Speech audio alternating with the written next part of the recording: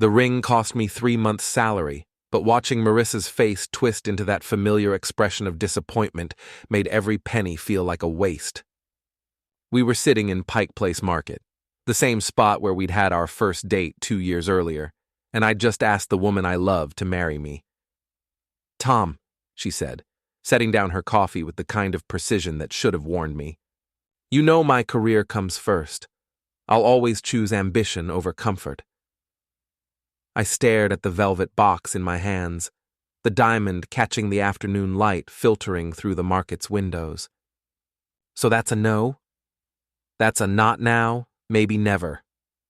Marissa Grant, 35 years old, rising star at Nexus Technologies, and apparently too good for a guy like me. I'm up for VP of Strategic Development. Marriage would just complicate things. The rejection stung, but what really got to me was the way she said it. Like I was asking her to give up oxygen instead of just saying yes to spending her life with someone who actually gave a damn about her. "Right," I said, snapping the box shut. "Wouldn't want to complicate your LinkedIn profile." That was 2012, 11 years ago, when I was still naive enough to think love conquered ambition.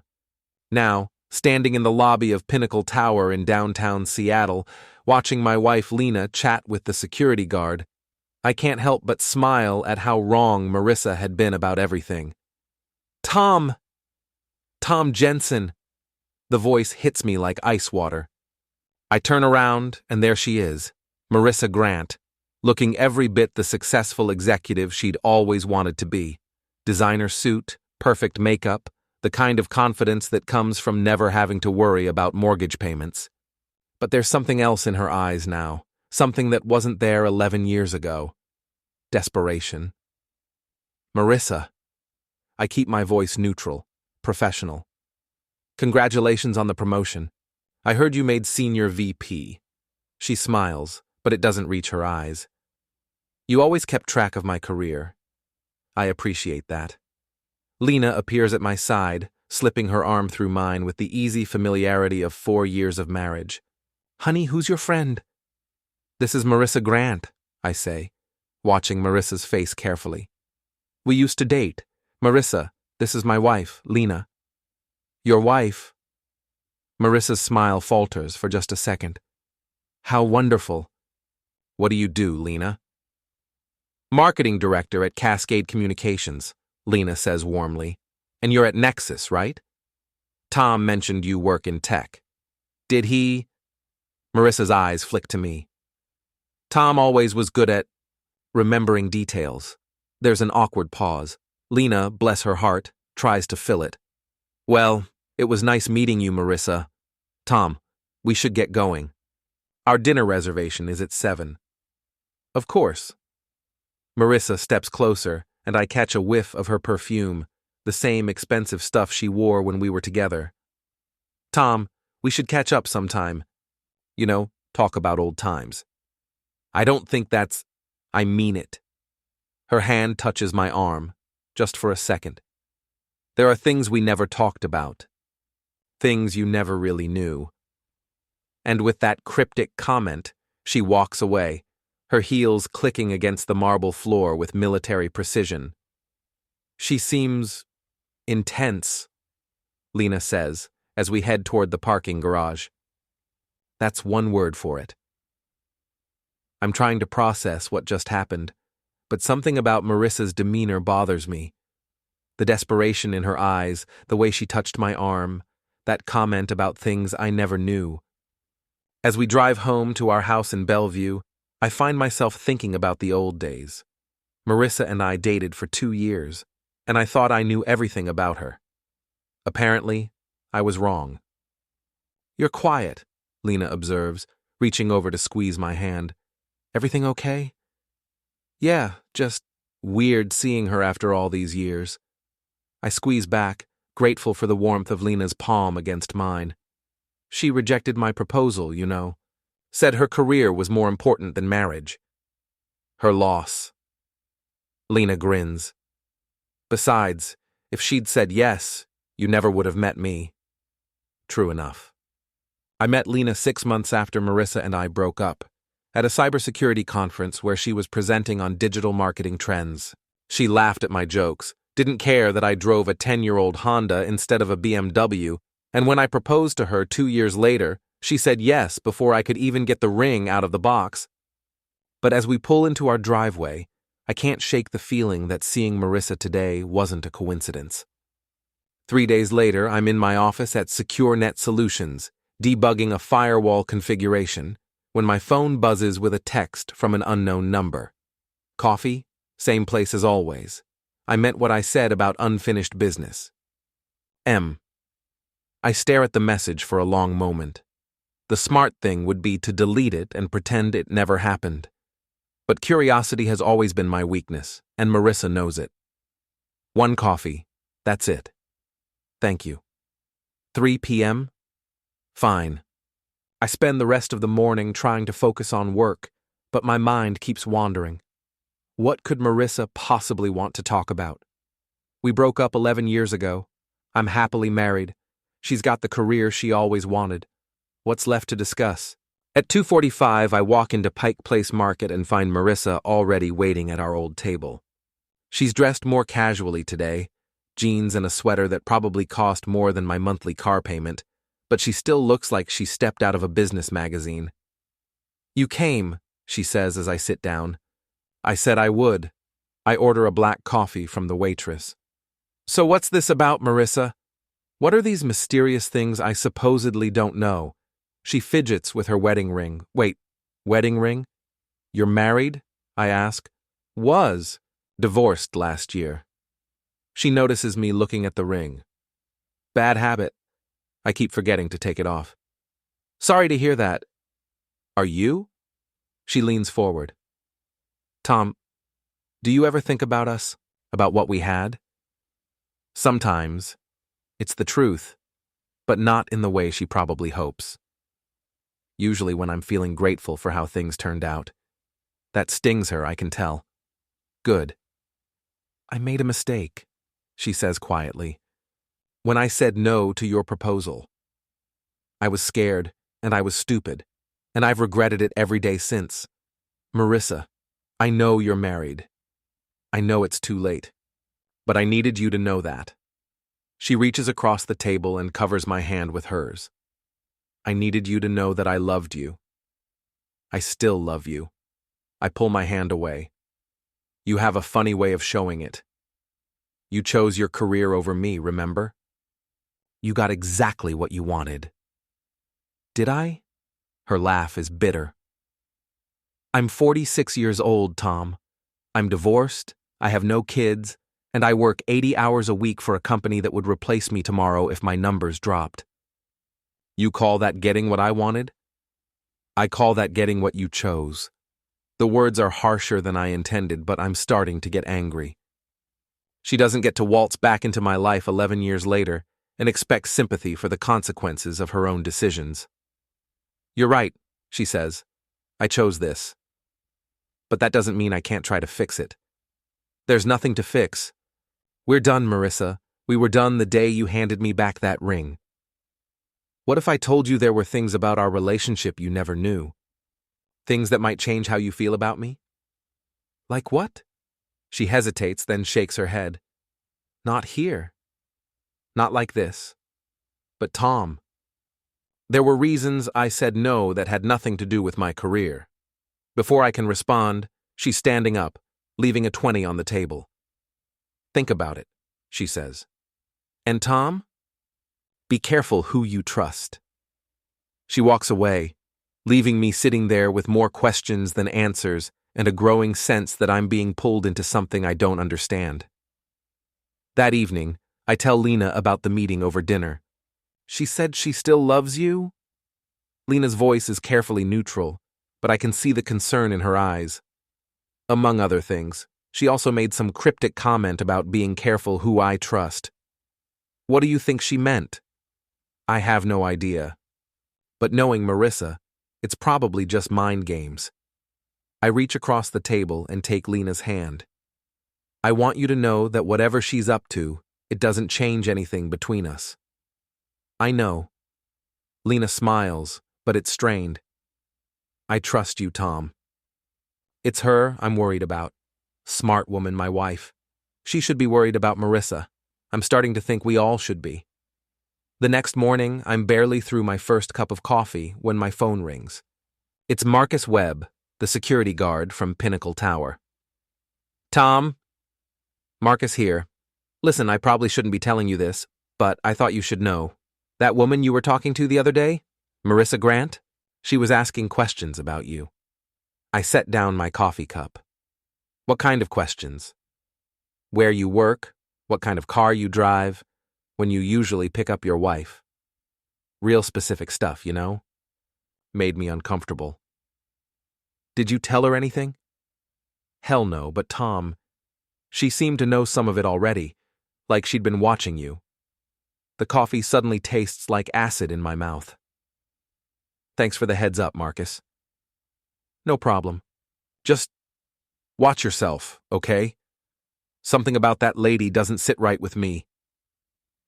After I hang up, I sit in my kitchen trying to process this information. Marissa has been watching me? For how long? And why? I'm still mulling it over when Lena comes downstairs, already dressed for work. You look troubled, she says, kissing my cheek. Marcus called. Marissa's been asking questions about us. About our routines.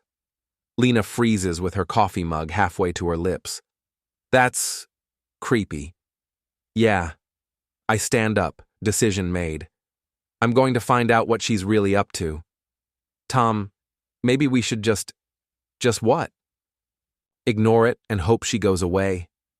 I shake my head. You know me better than that. When someone threatens my family, I don't back down.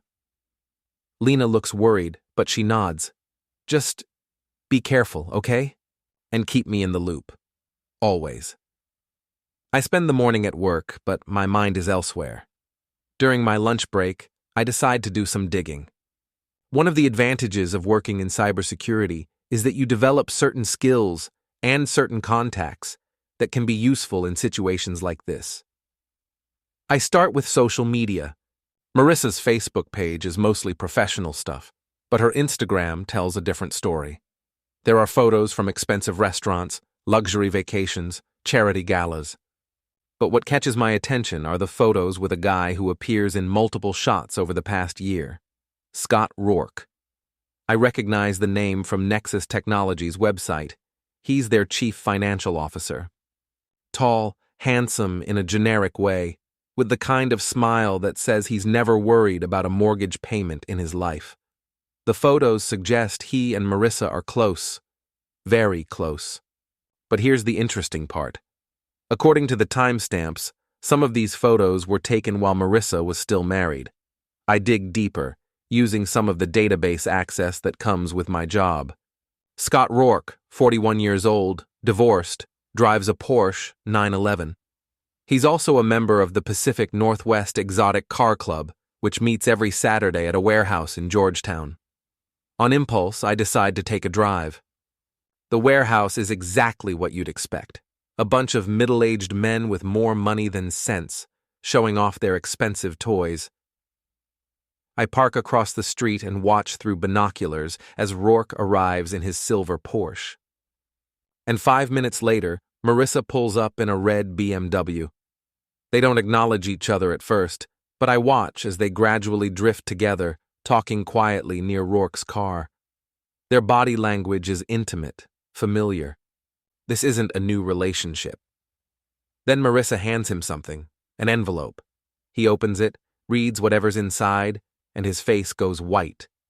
They argue, quietly but intensely. I can't hear what they're saying, but Rourke looks scared. Finally, Marissa gets back in her BMW and drives away. Rourke stays behind, staring at the envelope in his hands. I follow Marissa back to her apartment building in Belltown. She parks in the underground garage, but I wait outside, thinking about what I've just seen. Whatever's in that envelope, it's got Scott Rourke rattled. And given Marissa's recent interest in my personal life, I'm willing to bet it has something to do with me. That evening, I'm telling Lena about my discovery when my phone buzzes with another text from Marissa. We need to talk. Tonight. It's about Lena's job. I show the message to Lena, whose face goes pale. My job? What could she possibly know about my job? I don't know, but I'm going to find out. I'm already reaching for my car keys. Tom, wait. Lena grabs my arm. What if this is a trap? Then I'll spring it. I kiss her forehead. But I'm not going to let her threaten you. Then I'm coming with you. No. If this is about your job, the last thing we need is for someone to see us together meeting with her. Stay here. I'll call you as soon as I know what's going on. Reluctantly, Lena agrees.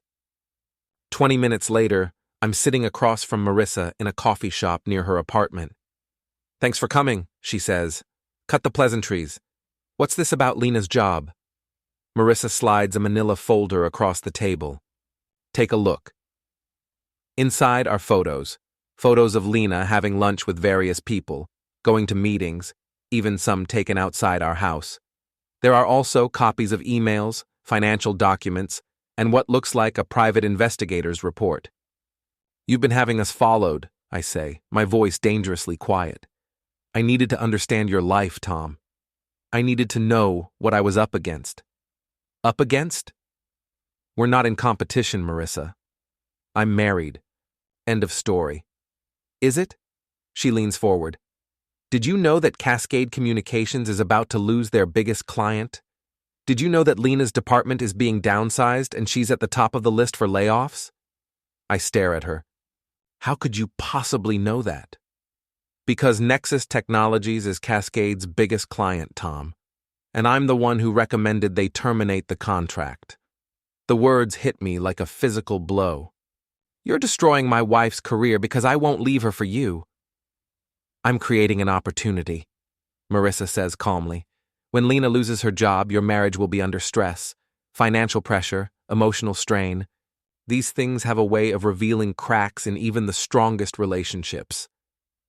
I'm on my feet before I realize I'm moving. You sick, manipulative. Sit down, Tom. Her voice is sharp. I'm not finished. Something in her tone makes me pause. I sit back down, but every muscle in my body is coiled tight. I can fix this, she continues. One word from me, and the Nexus contract gets renewed. Lena keeps her job, maybe even gets promoted. All you have to do is give us another chance. Us? There is no us, Marissa. There hasn't been for 11 years. There could be. She reaches across the table again, but this time I don't pull away. I know I hurt you. I know I made the wrong choice. But I'm trying to make it right. By threatening my wife? By showing you what I'm willing to do for you. For us. Her fingers tighten on my hand. I love you, Tom. I never stopped loving you. And I think, deep down, you still love me too. I look at her, really look at her. The woman who broke my heart 11 years ago, who's now trying to manipulate me back into her life by destroying everything I've built since then. You're right, I say quietly. Hope flashes in her eyes. I am? Yeah. Deep down I do still feel something for you. I lean closer, lowering my voice. I feel contempt. I pull my hand away and stand up. Stay away from me, Marissa. Stay away from my wife. And if you do anything to hurt Lena's career, I'll make sure everyone at Nexus knows exactly what kind of person you really are.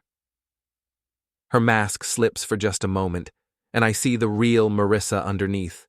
Cold, calculating, and absolutely ruthless. You'll regret this, Tom, she says quietly. I tried to do this the easy way. Is that a threat? It's a promise.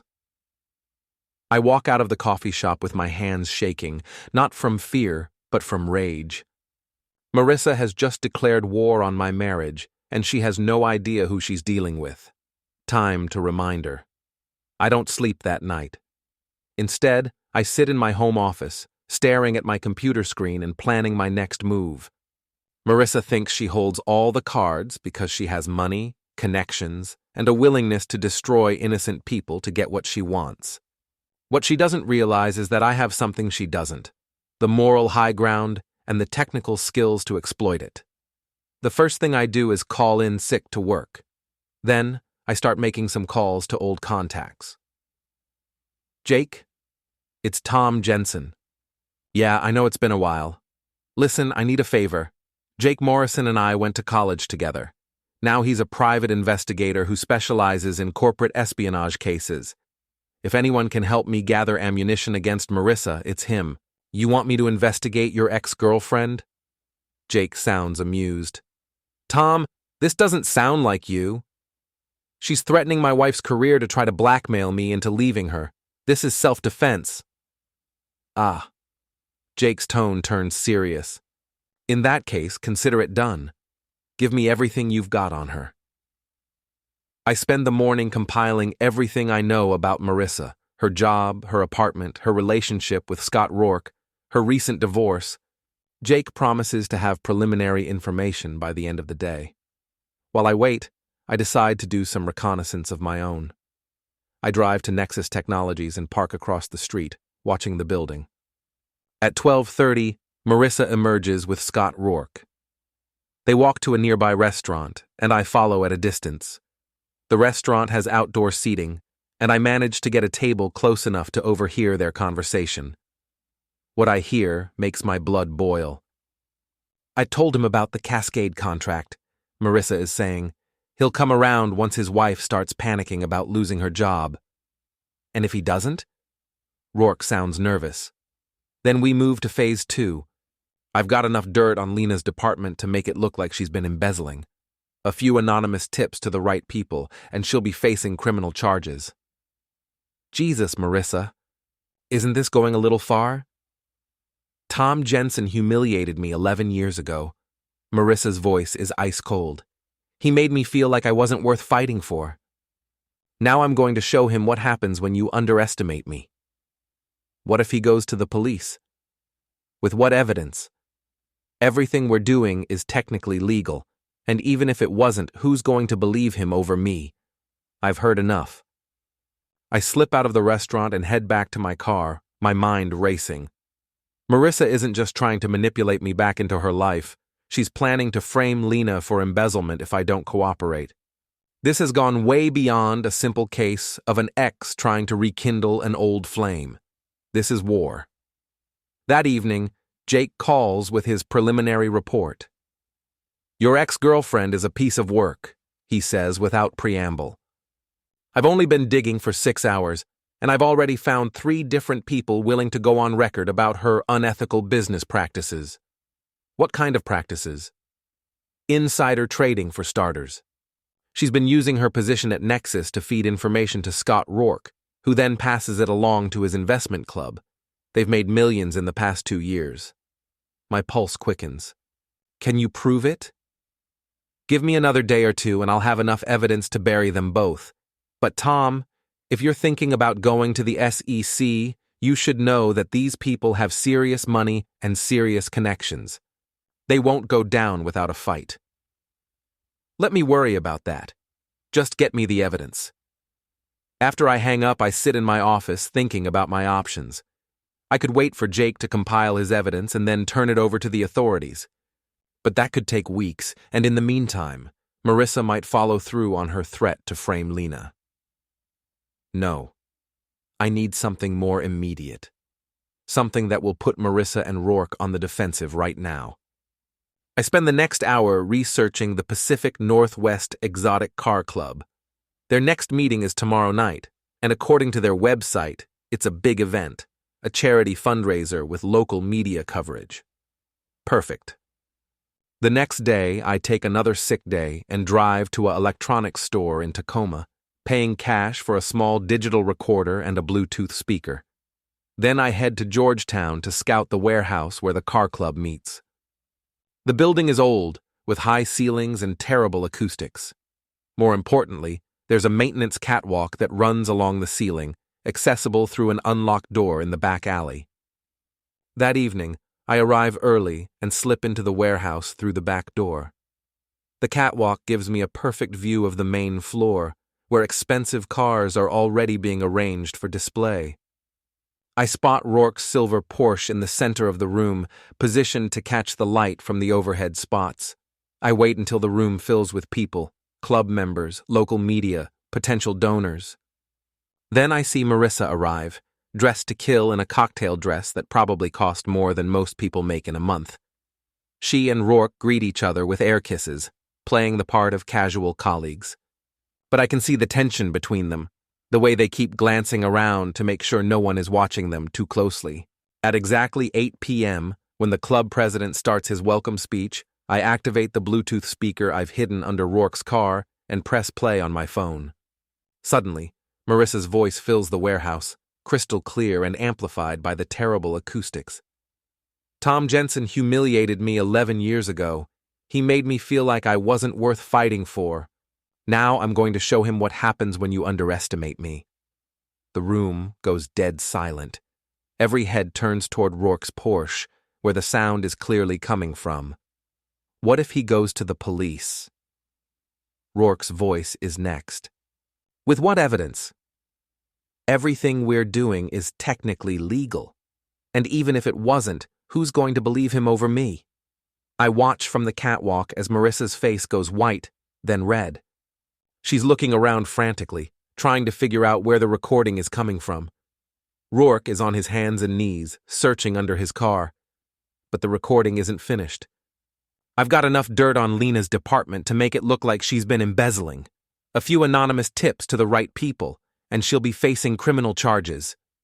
Now the crowd is murmuring, pointing at Marissa and Rourke. I can see a reporter in the corner, frantically taking notes. Rourke finally finds the speaker and shuts it off, but the damage is done. The entire room has heard them discussing plans to frame an innocent woman for embezzlement, all because Marissa can't handle being rejected. I slip out through the back door and drive home, feeling satisfied for the first time in days. Let's see how Marissa likes being humiliated in front of her peers. The story hits the local news the next morning. Local executives caught planning frame-up, reads the headline on Channel 7's website, complete with video footage from the charity event and quotes from shocked club members. I'm drinking my coffee and reading the article when Lena comes downstairs. Tom, did you see? She stops when she sees my face. You did this. Marissa was planning to frame you for embezzlement if I didn't leave you for her. I couldn't let that happen. Lena sits down across from me, studying my expression. How did you get that recording? I tell her about following them to the restaurant, about the conversation I overheard. By the time I'm finished, Lena looks shaken. She really hates me that much?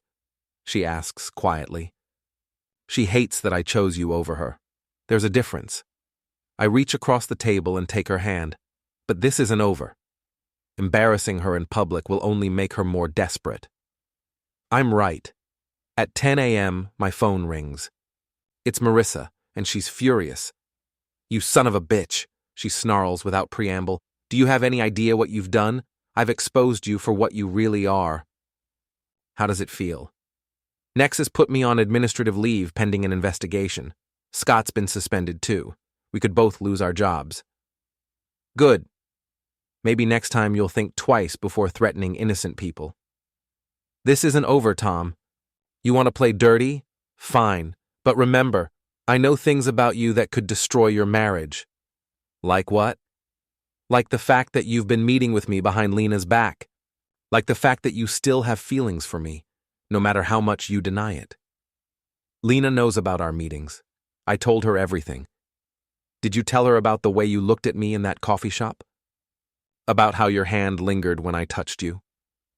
You're pathetic, Marissa. Am I? We'll see how pathetic I am when I'm done with you. She hangs up, leaving me with a growing sense of unease. Marissa's right about one thing. She's desperate now, which makes her dangerous. That afternoon, Jake calls with more bad news. I've got the evidence you wanted, he says, but we have a problem. Someone broke into my office last night. They didn't take anything, but they definitely went through my files on Marissa Grant. How do you know? Because they were sloppy about it, left fingerprints, disturbed my filing system. Whoever it was, they were looking for something specific. The evidence against Marissa? That's my guess. Tom, I think you need to be very careful. These people are playing for keeps now. That evening, I'm in my home office when I hear a car pull into our driveway. I look out the window and see a black SUV with tinted windows. Two men in suits get out and walk to our front door. I meet them at the door before they can ring the bell. Tom Jensen? The older man flashes a badge. Detective Morrison, Seattle PD. This is Detective Park. We'd like to ask you a few questions about Marissa Grant. My heart sinks. What about her? She's filed a complaint alleging that you've been stalking and harassing her. She claims you've been following her, recording her private conversations, and threatening her career. That's ridiculous. She's the one who's been… Sir, we'd like to hear your side of the story. May we come in? I let them in, my mind racing. Marissa's moved faster than I expected, trying to paint me as the aggressor before I can expose her crimes. For the next hour, I explain everything. Marissa's threats against Lena, the recording I made at the restaurant, the evidence Jake has been gathering about her insider trading. The detectives listen politely, taking notes, but I can tell they're skeptical.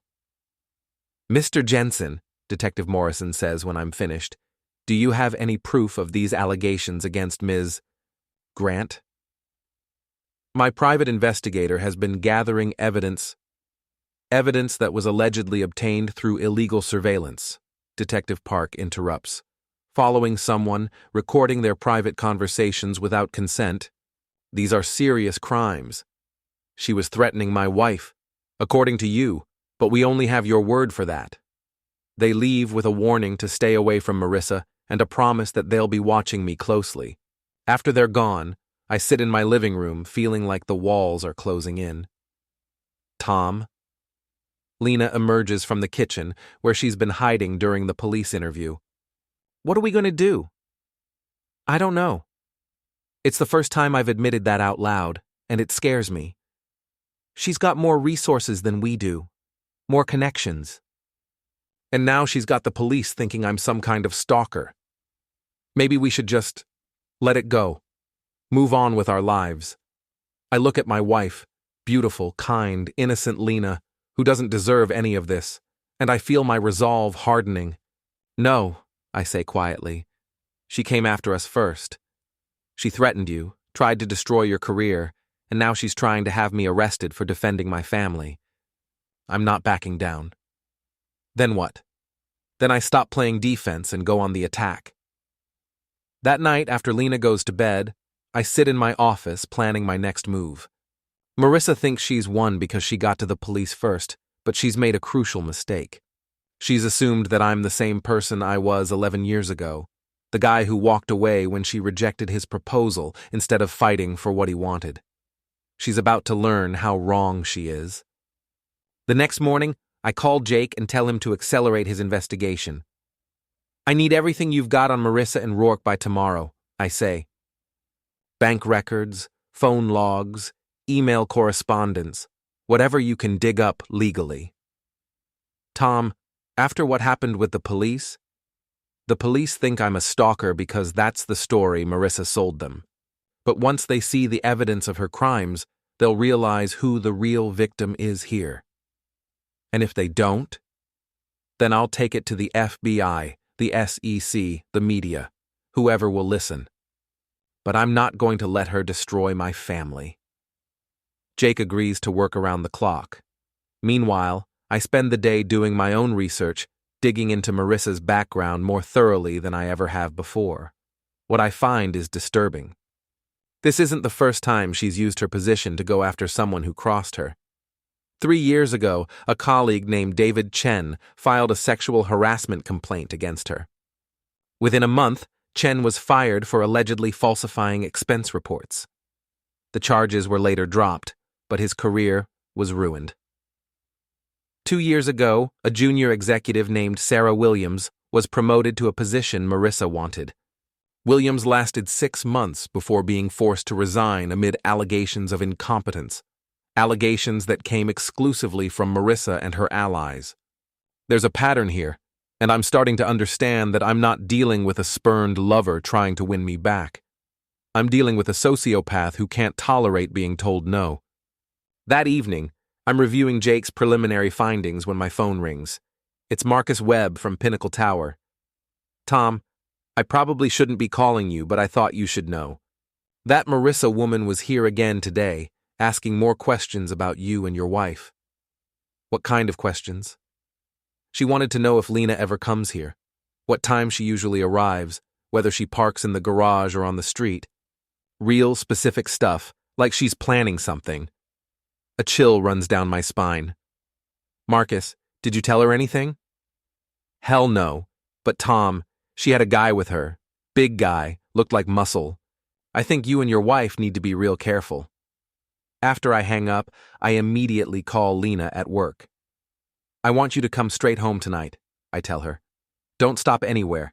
Don't take any detours. And when you get to the office tomorrow, I want you to park in the secured garage, not on the street. Tom, you're scaring me. Good. You should be scared. Marissa's escalating, and I think she might be planning something physical. That night, I barely sleep. Every sound outside makes me jump. Every shadow in the yard looks like a potential threat. I'm starting to understand how people become paranoid. When someone with resources and connections decides to destroy you, it's hard to know where the next attack will come from. The next morning, Jake calls with the breakthrough I've been waiting for. I've got them, he says, excitement clear in his voice. Bank records showing suspicious transfers, email chains discussing stock tips, even a recorded phone call where Rourke explicitly mentions using inside information to make trades. How did you get a recorded phone call? Turns out, Rourke's been paranoid about Marissa for months. He's been recording their conversations as insurance, in case she ever tried to throw him under the bus. When I approached him yesterday and explained what she was planning to do to you and your wife, he decided to cooperate. He's willing to testify against her? More than that. He's willing to wear a wire and get her to confess on tape. Apparently, she's been threatening him too, and he's finally had enough. This is better than I could have hoped for. When? Tonight. She's supposed to meet him at her apartment to discuss their next move against you. We'll have everything we need to put her away for years. But when Jake calls me at 9 p.m., his voice is grim. We have a problem. Rourke didn't show up for the meeting, and he's not answering his phone. I drove by his apartment. His car's there, but no one's answering the door. You think Marissa figured out he was cooperating? I think Marissa's more dangerous than we realized. The next morning, the news breaks. Scott Rourke has been found dead in his apartment, an apparent suicide. He left behind a note confessing to insider trading and expressing remorse for his crimes. I stare at the news report on my computer screen, feeling sick to my stomach. Rourke might have been a criminal, but he didn't deserve to die, and I can't shake the feeling that his death wasn't suicide. My phone rings. It's Marissa. I heard about Scott, she says, her voice carefully neutral. Such a tragedy. The pressure of the investigation must have gotten to him. You killed him. That's a very serious accusation, Tom. I hope you have proof to back it up. I will. Eventually. Will you? Because it seems to me that your only witness just eliminated himself. And without Scott's testimony, you don't have much of a case against me, do you? She's right, and we both know it. With Rourke dead and the evidence he was going to provide gone with him, I'm back to square one. This isn't over, Marissa. Yes, it is. You've lost, Tom. And now you're going to pay the price for trying to destroy me. She hangs up, leaving me staring at my phone and wondering what she has planned next. I don't have to wait long to find out. 2 days after Scott Rourke's death, Detective Morrison calls me. Mr. Jensen, we need you to come down to the station for questioning. About what? Scott Rourke's suicide. Your name came up during our investigation. My blood turns to ice. What do you mean, my name came up? We found evidence that you'd been pressuring Mr. Rourke to cooperate in some kind of scheme against Marissa Grant. Some people might say that constitutes harassment, maybe even blackmail. That's ridiculous. I was trying to expose their insider trading operation. So, you admit you were in contact with Mr. Rourke? I realize I'm being trapped, but it's too late to back out now. I want a lawyer. That's your right, Mr. Jensen. But I should mention that Miss Grant has provided us with some very interesting evidence about your recent activities. 3 hours later, I'm sitting in an interrogation room with a public defender who looks like he's barely out of law school. Across from us, Detective Morrison lays out a series of photographs. Me following Marissa to the restaurant, me breaking into the car club warehouse, me meeting with Jake Morrison. Miss Grant has been documenting your harassment for weeks, Detective Morrison explains. She was afraid for her safety, so she hired a private investigator to keep track of your activities. She's been stalking me, not the other way around. Do you have any proof of that? I start to mention the photos she showed me of Lena, then realize that admitting she had us under surveillance would also be admitting that I met with her multiple times without reporting it to the police. I thought not, Detective Morrison says. Mr. Jensen, you're facing charges of stalking, harassment, breaking and entering, and possibly conspiracy in connection with Scott Rourke's death. Conspiracy? The man committed suicide. Did he? Because according to Ms. Grant, you'd been threatening to destroy his career unless he helped you frame her for crimes she didn't commit. That's a pretty strong motive for suicide, don't you think? I look at my lawyer, who shrugs helplessly.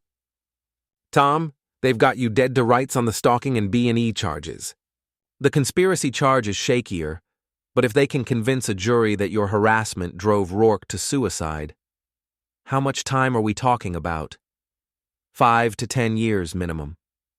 I sit back in my chair, feeling the walls closing in. Marissa has outmaneuvered me at every turn, and now she's about to destroy my life completely. There is one option, Detective Morrison says casually. Miss Grant is willing to drop all charges if you agree to certain conditions. What conditions? You leave Seattle, permanently. You don't contact her, you don't come back to the city, and you don't make any more allegations about her business practices. And if I don't agree, then you go to trial, and probably to prison. Your choice. I ask for a few minutes alone with my lawyer. When the detectives leave the room, I lean forward and put my head in my hands. This is insane, I mutter. She's the criminal, not me. Maybe so, but she's got better evidence than you do. Tom, I think you should seriously consider taking the deal. And abandon my wife? My job? My entire life? Better than spending the next decade in prison. Before I can respond, there's a knock on the door. Detective Morrison sticks his head in. Mr. Jensen?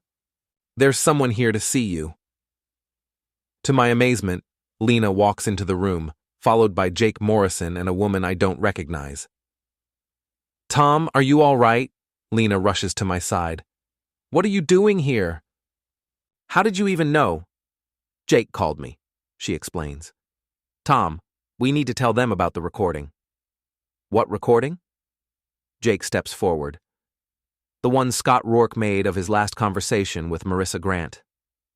The one where she threatens to kill him if he doesn't keep his mouth shut about their insider trading operation. I stare at him.